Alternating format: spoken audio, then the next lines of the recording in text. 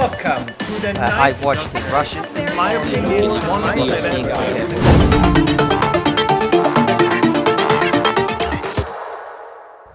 Hello and welcome to the newest edition of the Brussels Signal Horizon podcast, and I'm very happy to introduce to you once again a recurring guest. I think this is the fourth time that Doomberg is joining us, so a huge thanks for all the time you make free in your schedule for our podcast. And maybe before we start our conversation, if I'm not mistaken, your editor-in-chief has ventured into a new project. Maybe you would like to share it with our viewers and our listeners. Sure, I really appreciate it. Yeah, one of the Doomberg co-founders, and as you say, it's longtime editor-in-chief, has launched a new Substack called Classics Read Aloud.substack.com. As the name implies, classic stories, novellas, novels. The mission of Classics Read Aloud is to really preserve some of these great stories, to retell them with modern production in the Doomberg quality, aligned with the Doomberg brand. And you're never too young or too old to enjoy being read to. And it's been a hit. We launched it on September 1st. It's fun to grow a new project from scratch again. I really appreciate the opportunity to give it a pitch here at the top of the show. And always a pleasure to come back. Ralph, I'd talk to you every week if you'd have me. Oh, don't say something you might regret it. Is there a strong overlap between the people that read the classic Doomberg Substack and those who also enjoy the new project? Yeah, I'd say because we were able to launch it through a Doomberg piece. That's a pretty large email list, and many people came over. We're actually kind of interested in the overlap of people who enjoy Doomberg and enjoy really classic literature, because that's a sophisticated customer, as we like to say internally. But it's been fun. It's a blast. Given the quality and the quantity of the output that the Doomberg, it's the same Doomberg team producing it, just by the way. So we're all involved in it. It's a sister publication, and given the quality and the quantity that she has been driving out the door, it's clearly a passion project. And our rule around here is if you find a passion project, pursue it, and you worry about money and all that stuff later. As always, I can only recommend it to our viewers and listeners. Check out Doomberg on Substack. Check out Classics Read Aloud, the new project of Doomberg's editor-in-chief. I think both of them are definitely worth your time, and I would also say worth your money. And it's always very important for me to pitch one thing. Despite the extremely high value and quality of Doomberg, your Substack is very affordable. So this is something, if you want to be ahead of the curve, I highly recommend it. And before we go into the daily politics, I know there's so much going on, it's hard to pick and choose what to talk about first, but maybe you could explain a little bit to us, because this was part of your DoomZoom kind of a product you make, a monthly video for your pro subscribers about the way you approach problems, your way of thinking. Maybe you can explain a little bit to us how you look at the world, what lenses you're using, and what your process of thinking is. You bet. Yeah, we just published our October DoomZoom on Tuesday. It was called Mental Models, 6 Axioms That Explain the World as It Is. For now. And we pride ourselves on being lateral thinkers. Lateral thinking is just a different kind of thinking than linear thinking. It's not necessarily better or worse, it's just different. And we have no emotional attachment to an axiom as we brainstorm around it. And sometimes an axiom explains the world really well. We have no emotional attachment to whether that axiom is correct, but if it works, we use it. And when it stops working, we ditch it. And we describe an axiom that is working really well to explain the world as a mental model. And then we tend to graduate those and use those and thread them into our writing. And in the most recent presentation for the Pro Tier, we went through 6 operating mental models that we're currently using. We explained why they're at least plausible, why we come to believe that they're operable. And they're pretty interesting, pretty unique way to look at the world. And I think that's what gives us our edge. When we're wrong, we move on. And when something works, we keep using it. Like one of the 6 axioms is that China has leapfrogged the U.S. in terms of technology. One of the axioms is the U.S. is chronically short air defense missiles. And so when you have such axioms and then you look at the news, you can decide, what's true and what's fake news and what is posturing and what is bluffing and that kind of stuff. So we had 6 of them in that presentation. It was a fun one. Probably our most popular DoomZoom yet. So if you're a paid subscriber and you want to upgrade, that presentation is a pretty good place to start. Yeah, and as I said, I highly recommend it. I think it's the pro tier is around $100 a month. I think it's actually slightly less, if I'm not mistaken. It's 1,200 a year, so it's $100. Or 1,200 a year. So yeah. So again, as I said, definitely, it's less than a gym membership, but it's a fantastic way to train your mental muscle. So Yeah. as I said, I highly recommend it. And let's just maybe stick to the one axiom you mentioned. Like over the last couple of days, again, information is overwhelming. There's so much out there. A term you used very often in some of your recent podcast appearances is the concept of escalation dominance. Maybe you could just spend, maybe a few sentences on what you mean by escalation dominance and how you see the situation currently between China and the US. Because depending on, I think you very accurately often say, depending on whose propaganda you believe, it could be either the US, it could be either China. But based on your way of lateral thinking, where do you think that actual escalation dominance lies? Escalation dominance in any competitive negotiation is very important to identify. It's one of two sort of dominances that you must consider. One is escalation dominance and the other is pain tolerance dominance. And it means what it sort of implies, which of the two sides can escalate the furthest, and then which of the two sides can absorb the most amount of pain. And in both regards, we believe, as it comes to the trade war, China has escalation dominance over the US, which it just proved, to be honest with you. When Trump launched the first trade war against China during his first administration, this really shook China into action, and it embarked upon a national strategic priority to rid itself of all vulnerabilities, economic vulnerabilities at least. And one of the axioms in mental models, one of the 6 axioms, is that China's only remaining vulnerability is crude oil. And in fact, it has worked its way around virtually all other vulnerabilities, even semiconductors with brute force. And it has gathered its own escalation tools, most notably rare earth. And so we have been writing that China has escalation dominance. When Nexperia was seized, at least the ownership of it, the management of it was seized, we said this is insane, because China has escalation dominance over Europe for sure, as the automotive assembly factories in Europe will be finding out in the weeks ahead. So if we just take a look back and look at what's happened between the U.S. and China from late summer to the meeting that just wrapped up in South Korea, because again, there's a lot of fake news and Yes. And all of this stuff. Very simple analysis to tell you who won. A few months ago, China just stopped buying soybeans from the U.S. Okay. Then the U.S. implemented the 50% rule, which basically spread sanctions to subsidiaries of companies that were already on the U.S. entity list, which is the sanctions list. This, of course, outraged China. So China rolled out its rare earths export rules and re-export rules, which is the ultimate escalation dominance tool of China. And then this meeting was just held, and what was agreed to? China would buy soybeans again, which is something it just obviously stopped doing as part of this negotiation. The 50% rule would be suspended for a year. China's response on rare earth would be suspended for a year, and tariffs were lowered on China by 10%.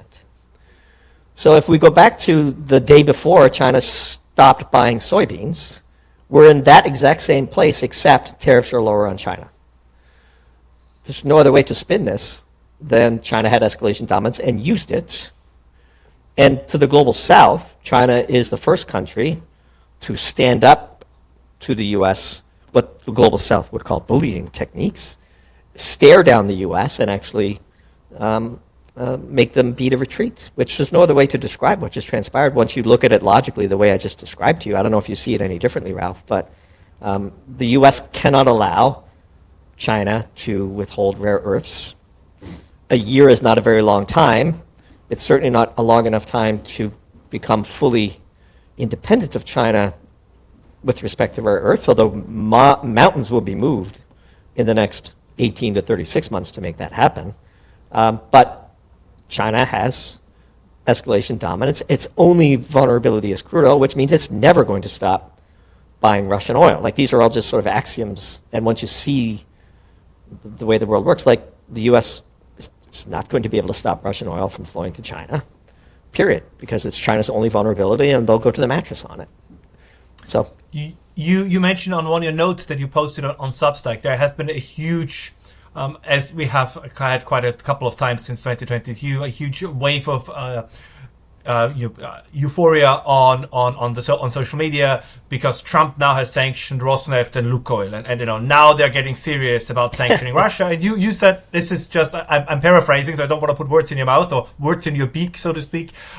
You said, no, it didn't work in the past. It's not gonna work now. Maybe you can just dedicate a few sentences. Why do you think it's Sure. once again not going to work? Yeah, one of the great mysteries of our time is why Western leaders think that sanctioning energy volume is an effective way to reduce Russia's revenue.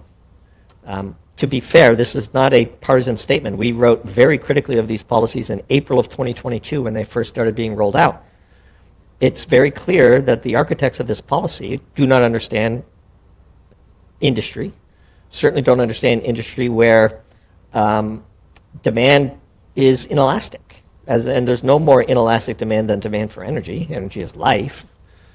And so if you try to sanction Russia's volume, prices go up, and they more than make it up on price. But simultaneously, since 2022, all manner of effective workarounds and tools have been implemented. You cannot sanction Russia's volume of oil. And in fact, it's the same thought experiment we wrote all the way back in 2022 called Crazy Pills. Imagine a world where the US executes a naval blockade of Russia and all of Russia's crude, its waterborne crude, stops, and of course the US blows up all the pipelines, and so Russia's an oil island. Okay. The rest of the world, oil goes to $300 a barrel, and Russia's swimming in cheap oil to feed its military machine. It's a large consumer of energy as well, as you know. And so it's just not going to work. The global economy would collapse. Our view is the US Navy should be escorting Russian oil tankers to get them to market as quickly and with as little friction as possible, because the only way to provably lower Putin's oil revenue is to crash the price, which is what James Baker did before the first Gulf War. Pump, pump, pump, pump. Bring in all the US oil majors and say, look, for the country, you're going to pump, prices are going to crash, we're going to help you out with subsidies, we're going to auction off all these wonderful federal oil reserves for you, you'll make lots of money in the future, we'll refill the SPR at a good term price for you, but for the next 12 to 18 months, we are going to increase global supplies by 1, 2, 3 million barrels a day above demand, and we're going to crash oil to $25 a barrel, and guess what? Russia doesn't make money at $25 a barrel. Sanctioning these companies at $60 a barrel, if it were to be effective and oil goes to 70, 80, 90, well, they're still selling via pipeline, and there's all kinds of tricks and shadow fleets, as they're called. Sounds very ominous, this shadow fleet. And so, that doesn't work. And it's frustrating, it's disappointing that, and by the way, Trump, unlike Biden, has surrounded himself with several people who do know energy. He's getting bad advice from somebody. If I might play devil's advocate for a second, is it possible that, and you made this argument in your own way, I think, a couple of times, there's always a difference between what politicians say and what they actually do. So that everything that is supposedly because of the war in Ukraine and that is supposedly in order to punish Russia, that one aspect could be, it's something that you mentioned on your Substack a number of times. I mean, the United States have become one of the world's largest energy exporters. You are, I think, a very thoughtful and convincing critic of the peak oil hypothesis. So the United States are, and I think I'm directly quoting you here, are swimming in a sea of hydrocarbons. So that is not going to be an issue. Now, something you also have written about, and again, I just recommend to everyone to go to your Substack to read your pieces in greater detail, is that there are attempts, maybe even attempts at regime change in Venezuela. I think Venezuela currently brings about 1 million barrels per day to the market. But if I listened to your last podcast, it could be up to 5 if they really would get back on the horse. Then, of course, we had now the, let's call it, economic intervention in Argentina, which I think from a strategic perspective made sense. There's the Val de Muerte, so potentially the Western, let's say the energy resources of the Western Hemisphere are coming online. And in a sense, the United States could then hypothetically say, well, we don't really care about Russian energy that much anymore because, first of all, we can compensate it.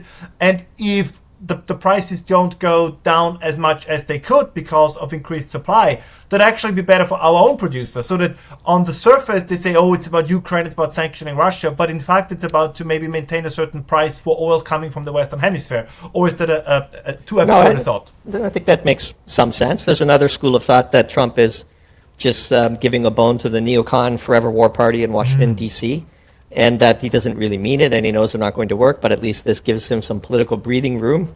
And there's an even more cynical interpretation that, the U.S. really can't help Ukraine win in Ukraine, and the neocons always want a war, so let's pick on somebody our own size and go down to Venezuela. And, when you're in the bomb-making business, peace is a working capital problem, of course. And so there always has to be a war somewhere. So you toss out the sanctions as a bit of a head fake, and then you assemble the Armada in the Caribbean, and off we go. And Lindsey Graham on TV salivating for yet another war in Venezuela. I mean, the guy couldn't have been happier. I'm sure you've seen this. And so, it's hard not to be cynical. So your interpretation is a perfectly plausible one. But on its face, the sanctions against, the two largest Russian oil companies are not going to meaningfully impact Russia at all. Even all of this attack on Russian refineries, the Ukrainian drones, I note with interest that they're not really attacking crude oil production. They're just attacking refineries. There's a globally very efficient market for gasoline and diesel and jet fuel floating around on tankers. China has excess refining capacity. The net result of these attacks on Russian refineries is not to starve the Russian military of diesel. It just means that China will toll manufacture Russia's diesel using its crude. When they start attacking crude production, then that's, I think, a potentially serious escalation. But Trump probably doesn't want to do that because that then meaningfully impacts the price of oil, right? Crude oil on the sea. And so here we are. I think Trump's instincts when he first came to office was he wanted to wash his hands of this war in Ukraine. And he has not been allowed to do so politically. That's a positive interpretation of Trump. There's a whole school of thought, especially in Russia, that Trump is manipulating Putin all along and never meant for peace and just wanted to freeze the conflict so that they could rearm Ukraine and restart the war in 2 or 3 years. I think if you put truth serum in Trump, he is correct in saying the war would not have started if he had won in 2020, and his instincts to wash his hands of it were initially correct, although the longer this goes on, that becomes his war now. I mean, there's only so long that you can blame your predecessor for something that you've had significant input on for 10 months now. There's one, before I want to also talk about one piece you recently wrote called The Final Countdown about Europe. And Europe, I guess, is always a very sad but also very entertaining topic to talk about. But you also wrote a fantastic piece, it's been one of my favorite over the last couple of months, on this new dam project in China. And it seems to me that when it comes to energy, and also you wrote an interesting piece on China using the Fischer-Tropsch process and other fairly old, actually, petrochemical conventions to turn coal into liquid fuels. So there obviously is an attempt by Beijing to become energy independent or resource independent as far as possible. Do you think it is also possible that part of the strategy is, for lack of a better term, that they are preparing for something like the post-human economy? Because they are now producing something also that you wrote very insightful about. They're producing now more electricity than the United States. And what are they going to use the electricity for? I don't think it's just going to be for EVs, is it? Yeah, China's attacking its demographics issue through robotics and AI. And we'll see, you post-human or, Ray Kurzweil's book, The Singularity is Near, I believe the subtitle to that was When Humans Transcend Biology. His theory is that there would be a fusion between human thinking and compute. One of the 6 axioms in our mental models presentation was the human endeavor is infinite compute. It's an interesting way to model the world.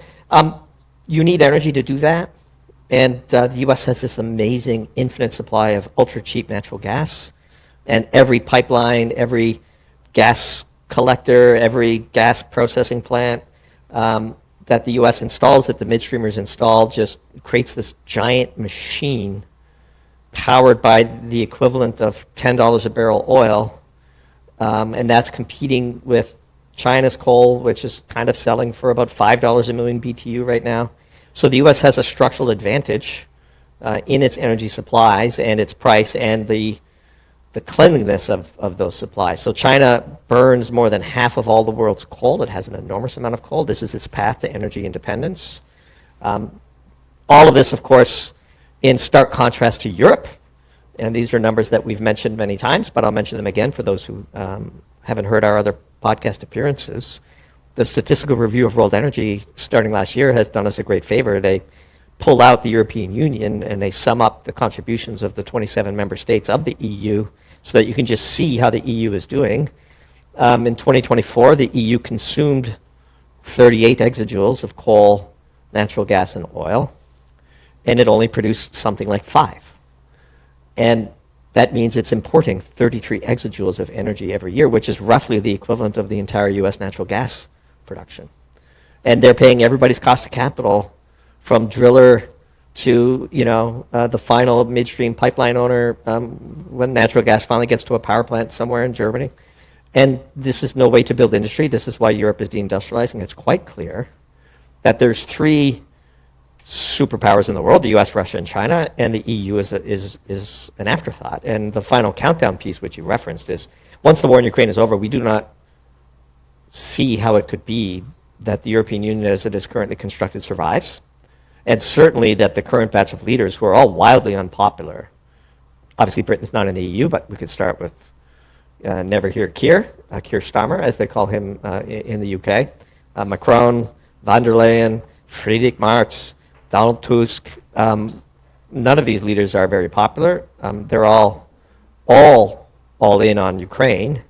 And, when the Ukraine situation resolves, the transparent nature of the flagrant propaganda that is fed to European citizens day after day after day will suddenly meet the harsh light of reality, and I don't know how the European Union survives such a thing. One of the things I enjoy about your Substack very much is that you kind of provide both a picture of the forest, but then also of the individual trees that make up the forest.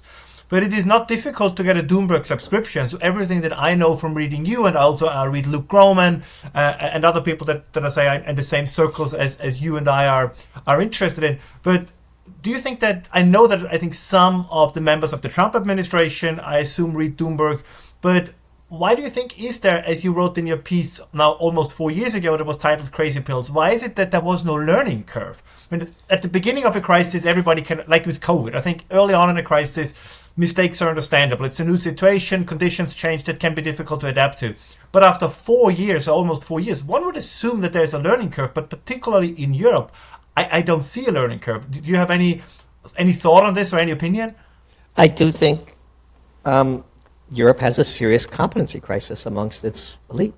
I mean, you don't have to listen to von der Leyen speak for very long before you scratch your head and realize, or Kaja Kallas, or Macron. Like, Macron thinks he's a brilliant, historic, Napoleon-type figure, and when you hear him talk, it's not super enlightening, or it doesn't give one great comfort that the best of the best are pulling the levers of power in Europe. To distill up in a bureaucracy like the European Union requires a certain set of skills for sure, but those aren't skills that are practical or useful to the general people. And there's a huge disconnect, in Europe especially, between what the people want and what the elite are giving them. And the European Union is doing its best to beat back democratic populist movements. They are they're undertaking a semantic shift in the word democracy. Our democracy. Yes, our, and the key emphasis there is our, not democracy. Democracy means rule by the existing elite in Brussels. That's what democracy means when von der Leyen says it. And when she says that's a threat to our democracy, what she's literally saying is that's a threat to my, von der Leyen's, hold on power. This is totalitarian stuff. I mean, look what they did in Romania. History will not be kind to what happened in Romania. It's quite transparent what happened in Romania, and anybody who believes the party line, come on. And so this type of thing, that which can't go on forever usually does not. And we will see, like wars of attrition, the political attrition that is going on, eating away at the core of the Brussels project, will result in a sudden collapse, we think. And by the way, like the European Union, if you really read the history, is not a legitimate organization. It was the manner in which it was formed and created and expanded is utterly inconsistent with the treaties that were signed and the ones that were voted down and then re-voted on and re-voted on. And nobody would argue that this proposed loan construct to Ukraine using Russian frozen Russian assets is anywhere near within the confines of what was promised to the individual sovereign states of Europe when the Union was proposed and began to be implemented. And so, we could talk about that if you'd like, but just one example of the sort of the federalism of Brussels and the neutering of the independent sovereigns. This was never what the EU was supposed to be. It was supposed to be a free trading bloc, basically, with a sprinkling of centralization around regulation so that there'd be common sets of business operating modes. But this is, of course, expanded into basically a sister organization to NATO at this point. I mean, one of there's a couple of wonderful one-liners that you have created, and two of them. One is that you cannot print energy, and another one, if I recall correctly, is that almost everything in life is a trade-off. And to pull those two quotes together, so recently Germany announced another massive rearmament package of, I think, 334 billion euros. So that I guess that would be around slightly below 400 billion US dollars for our American listeners. And the question that is attached to this is, as you mentioned, if you don't have industry and if you don't have energy, these numbers are almost meaningless. And the second question is, why do you think it is? I mean, I have a couple of theories on my own that there is such and he also said this in relation once to Lindsey Graham. I mean, is whoever controls the Russian parts of Eastern Ukraine, the Russian-speaking parts of Eastern Ukraine, I mean, how is this relevant to the average American? Which is a fair question. People then immediately say, oh, you're a Putin stooge or you're a Russian mouthpiece. But it is an honest and serious question to say, okay, what is the national interest of the United States? But I think you could also say of the European Union within these conflicts, where the limits, and is it worth going into the potential use of frozen Russian assets to entirely destroy, and I think that has already happened, the trust in the existing financial architecture. I mean, this is a very high price to pay for a war that, to quote you, is most likely lost. Yeah, so lots to unpack there. First Sorry, of all, that was a lot of... No worries. We've got all day. You're the only thing on my calendar today, my friend. So we're preparing next month's Doom Zoom now, because these are 50, 60 slides, and they take a fair bit of research to put together. And the tentative title is A Brief History of World War III and Where Things Go From Here. And we begin with the last election in Ukraine before the Maidan protests and the overthrow of the government in Ukraine. And you could just go to Wikipedia and look at the historical results and see how these four regions and Crimea voted. Did they vote for the pro-Russian candidate, or did they vote for, the other candidate? And just go look at the numbers for yourself. This is not Russian talking points. This is Ukrainian government statistics reprinted on Wikipedia. And you could go see, how did they vote before all of this history unfolded? It is just undeniable that who is the ruler of the Russian-speaking part of Eastern Ukraine, which I think is probably the correct way to say it, is not in the national interest of people who live in flyover country in the United States of America. It might be in the national interest of Raytheon and Boeing, but if you and I walked around rural Iowa and we started knocking on farmers' doors and went to the farmers' market on the weekend and stopped at the mall, and we asked 1,000 people to point out on a map where the Donbass is, maybe 10 would know. And so when you look at this war, you have to start with the fundamental answer to the following question. Is Russia a nuclear superpower worthy of being treated as such or not? And to the Lindsey Grahams of the world, nobody ever punches back. but Russia has the largest and arguably the most sophisticated nuclear repertoire in the world. And therefore, that changes things. Look, why do people care about proliferation so much? Well, because once a country proves it is nuclear capable, you have to treat them differently. One of the things that follows from that is you cannot win a traditional kinetic war against a nuclear superpower, because the whole point of having those weapons is to use them if you need to. Why else does the US invest so much in its nuclear repertoire? Why else does China invest so much in its nuclear power? Why do people treat North Korea differently now? Why do people treat Israel differently now? This matters. Like, so if your answer is, like I saw Keith Kellogg talking in Europe about, let's put the nuclear war question aside. You know, NATO would crush Russia if NATO got fully involved. Well, if NATO could crush Russia, they would have crushed Russia 4 years ago. And look, when we say the war is lost, it annoys some people, especially those with an emotional attachment to the war, which we understand. But to say the war is lost is not to say that Ukraine has been defeated. It's to say that Ukraine cannot win and will eventually be defeated. And once you recognize that a war is lost, it's like recognizing that you don't have escalation dominance in a trade negotiation. You have to have that as an input into your model. We're seeing, I think, some pretty substantial milestones on the battlefield, where Russia has several thousand Ukrainian troops surrounded in at least 2 large cities. And this is going to, we believe, be a significant event in the next week or two when both of those cities fall. And Russia is fighting a grinding war of attrition. Analysts in the West are measuring progress in kilometers, square kilometers, and this is, I don't think, Russia's primary objective yet. And we shall see. Look, Russia is outproducing NATO by a factor of 4. Mark Rutte said this himself.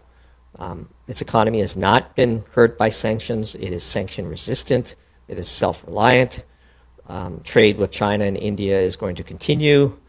And so, you know, when you go all in, like Europe has, when you lose, there's consequences to that.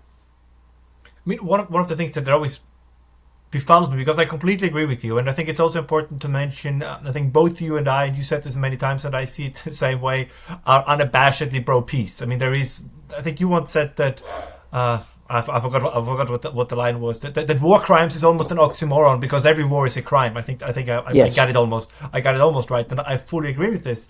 But even if somebody is emotionally invested, I think one can still demand that the argument they are making is consistent in its internal logic. And one of the things that befuddles me is that I'm simultaneously told very often by the same people that A, Russia is a paper tiger, and as you mentioned before, NATO could crush them in nothing flat. And B, we have to be very careful. Another quote from Mark Rutte that either Europe rearms or we all have to start learning Russian. So which is it? Are they a paper tiger, or as the late John McCain said, that they're a gas station pretending to be a country? Or are they this behemoth who each day now could roll up Europe up to the Atlantic? And I just, again, as I said, whatever position one has, I think it's still fair to demand some kind of logical consistency. Yeah, as we said in a piece, we're led to believe that Putin is simultaneously omnipotent and impotent. Look, we believe, and we've done some research to this effect, and we've seen some pretty provocative pieces to this effect. One of the reasons why, aside from the existential nature of losing, one of the reasons why the EU is going forward with this quote-unquote rearmament campaign is just a huge amount of corruption. There's billions of dollars to be made. It's sort of 300 billion euros or whatever you just quoted. How much of that is actually going to be spent in an efficient way? You have this cloak of, you know, your Ukrainian flag in your Twitter profile, and we're all in on Zelensky in Ukraine. But in the meantime, billions and billions and billions and billions of dollars are being disappeared. Somebody is having this money in a bank account somewhere, right? There's hundreds of billions of dollars going into a country that everybody sort of knew back before the war started has a long history of corruption. There's a reason why the Bidens were deeply interested in Ukraine. And so this is an ugly part of the war, but a true one. And when you see people saying things that they should know better than to say, one of the potential reasons why they're saying those things is because there's money to be made on the back end. And war is a racket. The war is a rich person's racket. So today, money is being spent on arms, while the arms suppliers are going to be printing cash. That cash comes from European taxpayers, and the lives being expended are Ukrainian and Russian. Go ahead. Sorry, but isn't that almost, if one, and I'm like all human beings, I try to recognize patterns. So I desperately want to see at least something resembling a strategy from those major actors that you mentioned before. But isn't this almost, whether it's intentional or not, I don't know, but brilliant from the United States, as you mentioned? So you have now the Russian energy flows being redirected to the east. So the sources remaining for the Europeans will be more expensive, but they will be American. Europe continues to deindustrialize. There's some people who deny it, but it can no longer be denied. I think just last week, ThyssenKrupp in Germany announced that they have been closing down another blast furnace. I think steel production is down by 12%. So everything you need to fight a war is basically being shut down. So where will those 300 billion go? As you said, they go into pockets of some people, and they will go into the pockets of the American arms industry, because if you cannot produce arms, you have to buy them. Now, you also mentioned there's a grinding war which is killing Russians and Ukrainians. So from a cynical American perspective, one could say, at least in bits and pieces, this is going according to plan. Yeah, and we are aware that we are quite cynical, but it has certainly worked out just from a cold, raw economic and geopolitical analysis quite well for the U.S., but just as well for Russia. And so the biggest victim here is the EU. So again, why do we think the EU will fail?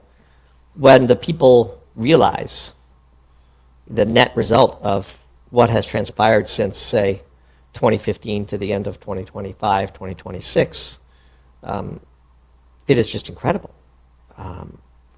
Denuclearization. Look, in 20 years ago, Germany was getting electricity from nuclear and cheap natural gas, and it had giant chemical plants, and its cars were being exported. Its manufacturing goods found a home in China.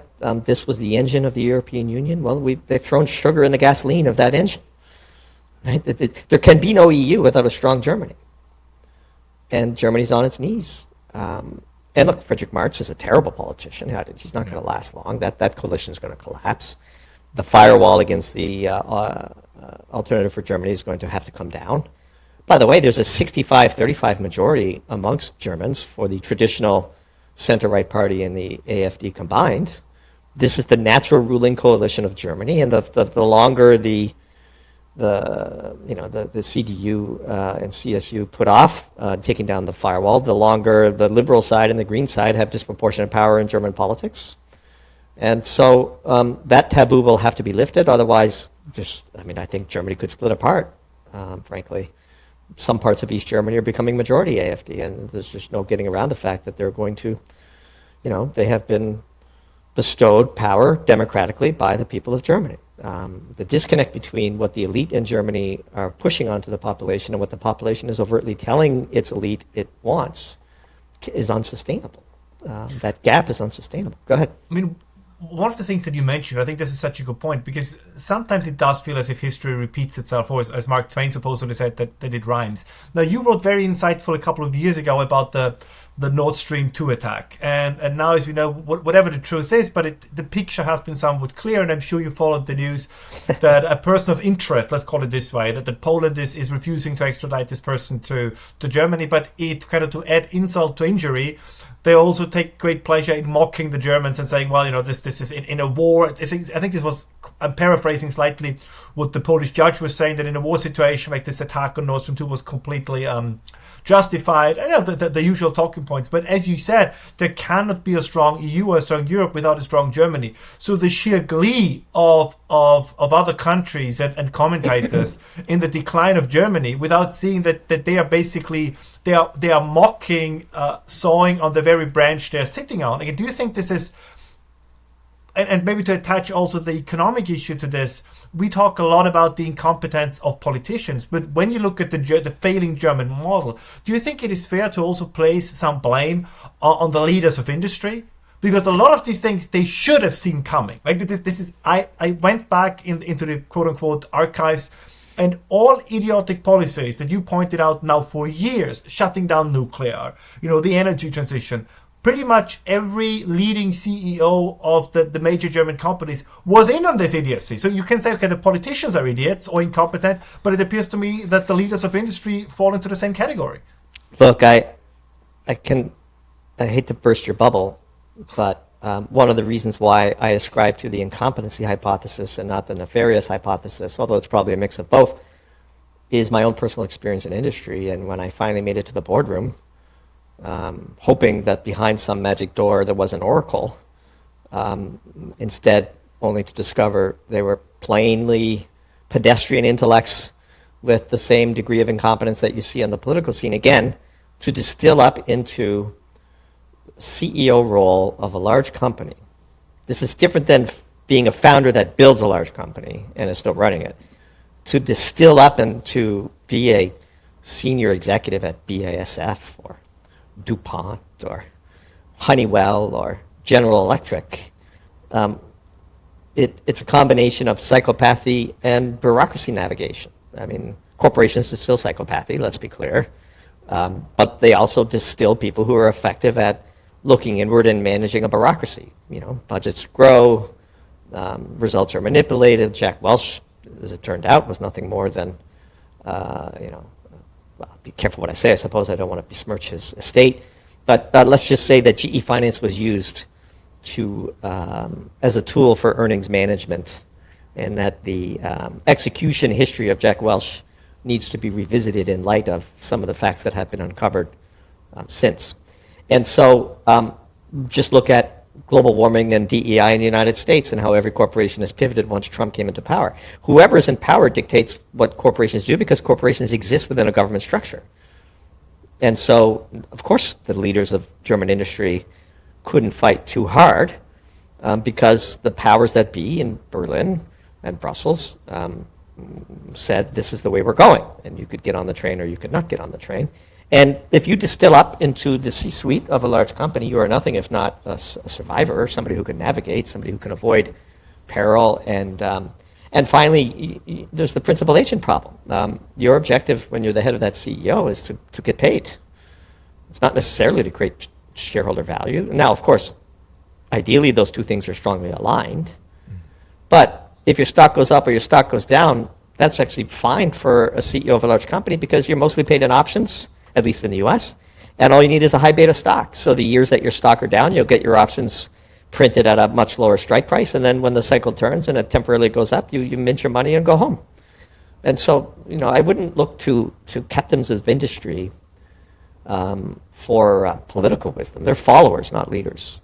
So it's true with the Austrian economist Joseph Schumpeter said that the downfall of capitalism will not necessarily be Marxism, but it will be the shift from the entrepreneurial economy, right? Those people actually found companies, to the managerial economy, as you said, Yes. so that the people who can navigate the bureaucracy, but are not necessarily having their heart in their project, or the actual entrepreneurs and founders of those companies. Let me give you a real example. The team that founded Doomberg is still running it today.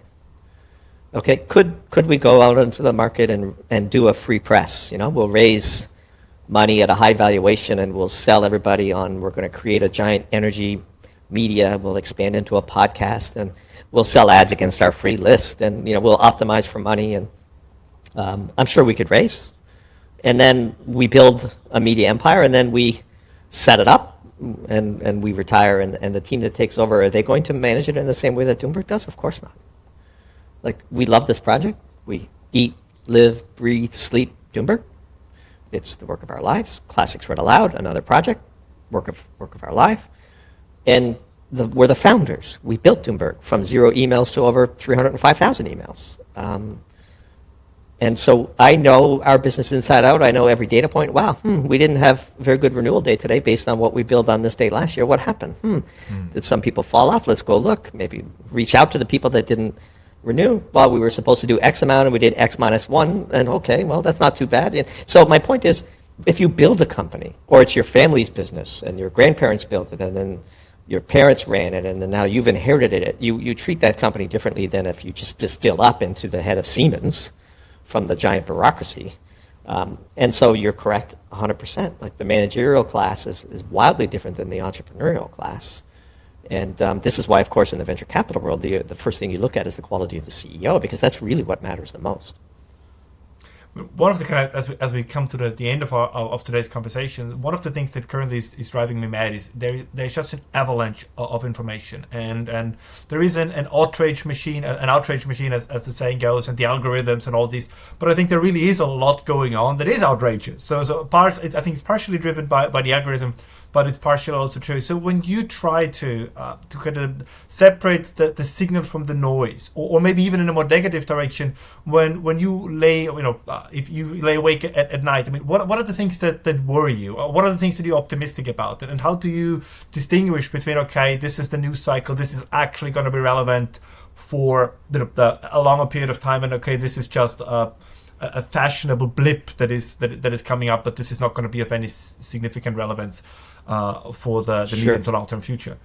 Yeah, I think, look, in the short term, the thing I'm most worried about, which is something we flagged in a ProTalk presentation all the way back at the beginning of 2024, which is how does NATO lose this war? Wars are hard to lose. It's one of the reasons why you should work hard to not get into them. And it is very clear that the war in Ukraine was lost when the Ukrainian counteroffensive was defeated in December of 2023 by the Russians. And then the war pivoted from something that could be a quick strike that, maybe we would see a negotiated settlement, to a grinding war of attrition, which Russia was always going to win because it is larger, it produces more weapons, its supply chains are right there, it has an enormous amount of energy, it has, everything it needs, and it has a history of successfully and slowly marching from east to west. This is not something that the Russian society is ill-prepared to achieve. So how NATO loses this war is what keeps us up, because as we've seen already many attempts at what are transparent false flags. Again, we're talking about a nuclear superpower. And there's only so far you can escalate against a nuclear superpower. One of the things we do is we read everybody's propaganda, of course. We read European propaganda. How could we not? I subscribe to the Financial Times, for example. I subscribe to the New York Times, to the LA Times, the Washington Post. But also many other non-traditional news outlets. And I read the Chinese propaganda, and I read the Russian propaganda, and the Ukrainian propaganda. I read the Kiev Independent. It was interesting to see what everybody says about the same event. It's rarely similar. But there's this misconception in the West that Putin is a dictator and has a tight control over Russian society. When you read Russia's official and unofficial news outlets, the English translations of them, there's an enormous amount of criticism of Putin, and he is regularly fighting a rearguard action to his right. There's hardliners in Russia who believe that Putin has played this whole situation terribly wrong, should have been far stronger, should have declared war, not a special military operation. And when long-range missiles were fired deep into Russia in November, that Putin should have had an overwhelming reaction to that back then. And if we see regime change in Russia, which seems to be one of the goals of the European elite, we would caution that the person who replaces Putin is far likely to be a hardliner than a dove, a pro-Western dove. And so be careful what you wish for. But at some point, when we hear, the Belgian minister or member of parliament, I forget what, saying that Moscow needs to be wiped off the map, this is very dangerous talk. Very dangerous talk, Ralph. Again, there's a find out part of the phase of this, and Britain in particular. I think we could see a hot war between Russia and Britain. Britain is in no condition to fight Russia. They're happy to fight Russia through proxies, but there will come a point where Russia will retaliate against Britain for its special operations, terrorism attacks inside of Russia. Look, the counter-argument would be Putin is blowing up the Ukrainian electricity grid. I agree, that's a war crime. Putin is blowing up the natural gas infrastructure just ahead of winter. Totally a war crime. Putin is blowing up the national rail network all across Ukraine. Probably not a war crime, given the critical role that railway traffic plays in moving military logistics around. But taking out the civilian electricity grid of Ukraine just ahead of winter, and it's geothermal, or it's not geothermal. Sorry, it's thermal heating systems for, that are predominantly powered by natural gas. These are unquestionably war crimes. But again, as you said earlier, war crime is an oxymoronic phrase. And so, how this war ends is what keeps me up unabashedly pro-peace. I think when the full history of this entire war is written, some people in Europe will not look very good. There's no shortage of blame to go around, of course, but here we are, and we're on the cusp of potential nuclear escalation, and this is not a good thing. There's I think it was by Plutarch, an ancient quote that says that weakness and arrogance combined can only be called madness. And this is very often how the European Union. And again, I'm European, so this is the people always say, "Oh, Ralph, you love you love bashing the EU." No, I don't. I'm worried about it. I think you talk about impeding doom or decline because you want to avoid it, not because you cherish it. But as you say, when you then have people from the Baltic states or from Belgium, a nation that barely can hold itself together, talking about incinerating Moscow, I mean, this is madness. I'm sorry, there is no other term for this. Either they believe that this is all just a game, as that they're not thinking it through, or they have gone but maybe even in a clinical sense, they have gone mad. I mean, as you say, there is a find out part, and it befuddles me why people would be so careless in the language at a time when everybody always tells us that language is so important. Yeah, it's really, again, these are the last throes of a dying system, which is why I go back to how NATO loses the war is what keeps me up. One hopes that, after a few more months of military action, that a détente of some form can be reached.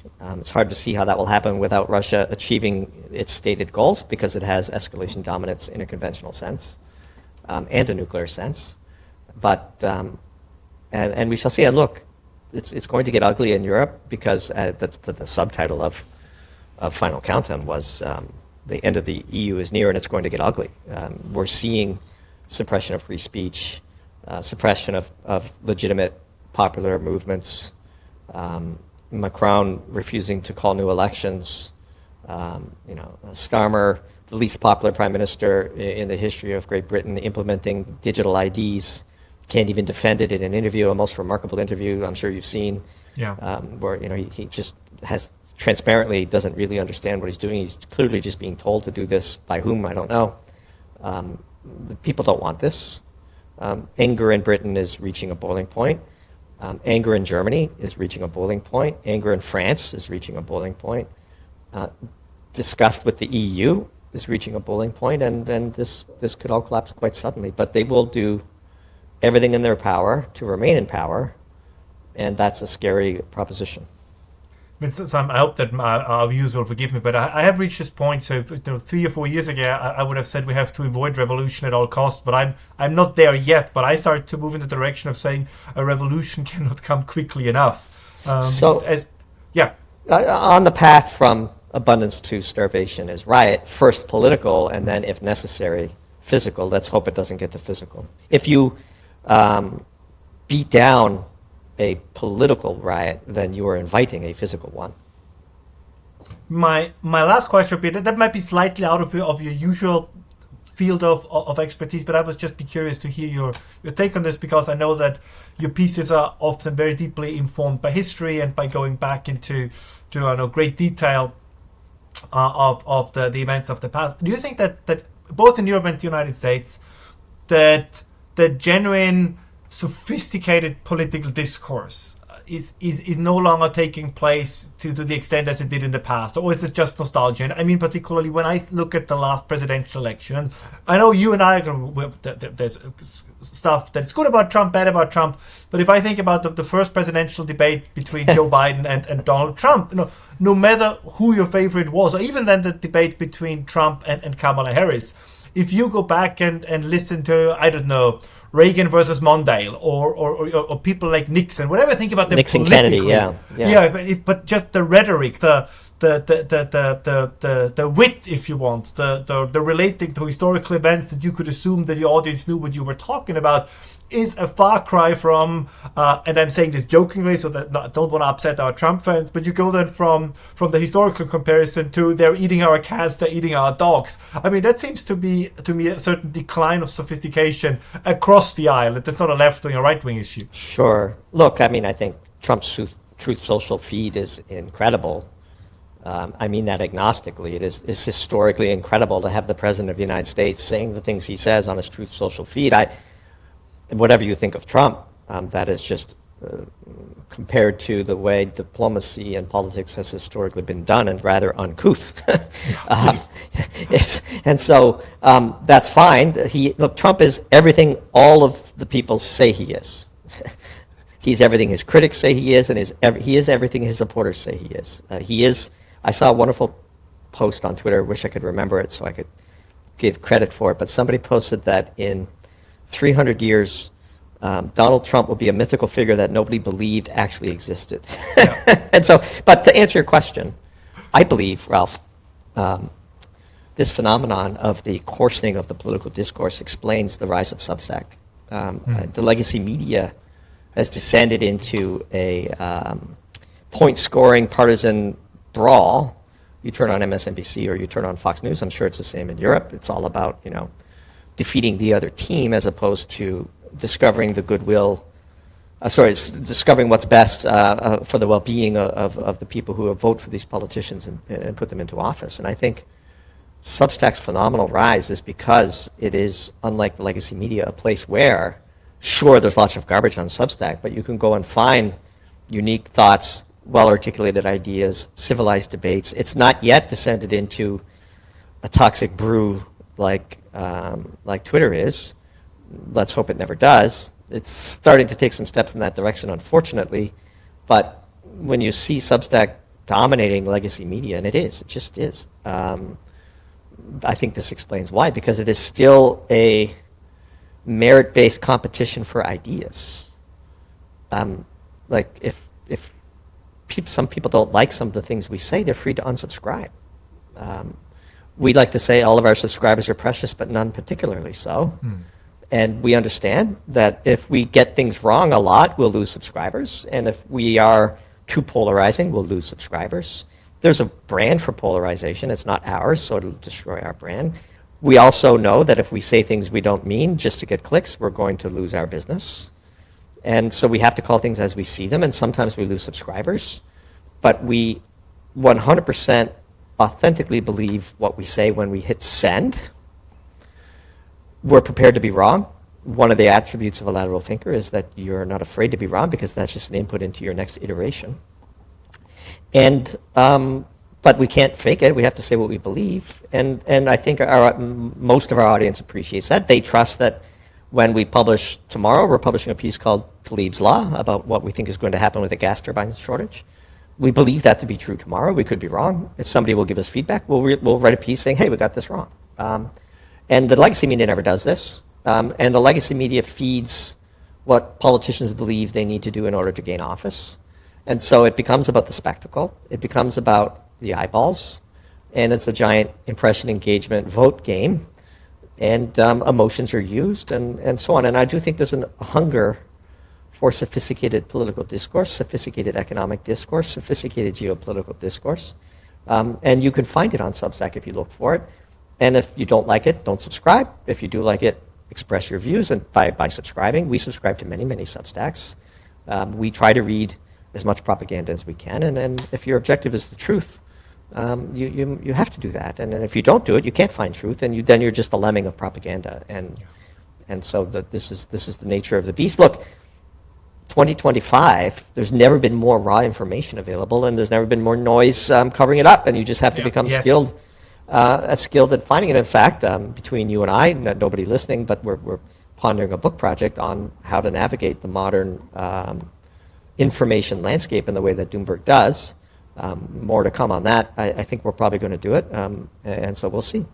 I think that's wonderful. And I wanted to give you the last word and say, is there anything you would like to plug or I think we've plugged enough. Yeah. Yes, no, but it is a great idea because you find yourself that at some point, and it's on the one hand overwhelming, and then you either allow yourself to be overwhelmed, find ways to navigate it, or you shut it out completely. Because as you say, there is on the one hand, information is more accessible than it has ever been, but it is very often buried under a lot of noise, and it's very difficult.